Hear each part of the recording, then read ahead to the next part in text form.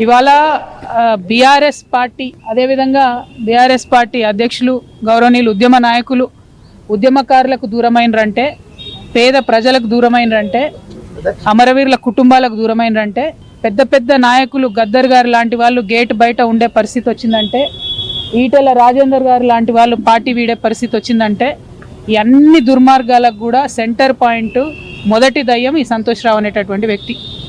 మరి ఆ సంతోష్ రావు గారిని సిట్ ఇప్పుడు పిలిచిందని చెప్తూ ఉన్నారు ఫోన్ ట్యాపింగ్ విషయంలో. కానీ ఈ ముఖ్యమంత్రి గారు, ఈ గుంపు మేస్త్రి గారు, ఆయనకు ఉండేటటువంటి ప్రధాన గూఢాచారి కూడా ఈ సంతోష్ రావే. ఫామ్ హౌస్లో కేసీఆర్ గారు సగం ఇడ్లీ తిన్నారా, ఫుల్ ఇడ్లీ తిన్నారా అనే ఇన్ఫర్మేషన్ గుంపు మేస్త్రికి ఇచ్చేదే ఈయన.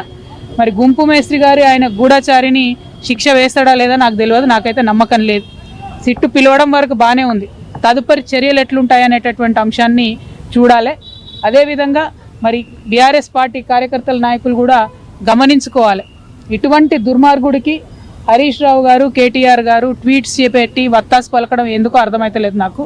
మొత్తం పార్టీలో అనేక మంది నాయకులకు కన్నీళ్లు తెప్పించి రక్త కన్నీరు పెట్టించినటువంటి దుర్మార్గుడు, మొదటి దయ్యం, నేను ముందు నుంచి చెప్తున్నటువంటి దయ్యం ఈ వ్యక్తి.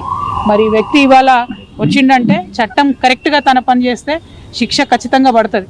కానీ గుంపు మేస్త్రి గారు ఈ గూఢాచారిని కాపాడుకుంటాడని చెప్పి నేను అనుకుంటా ఉన్నాను. మరి అటువంటి పరిస్థితి రాకుండా పోలీస్ డిపార్ట్మెంట్ వాళ్ళు పకడ్బందీగా మీ పని మీరు రాజకీయాలకు అతీతంగా చేయాలని కూడా డిమాండ్ చేస్తారు.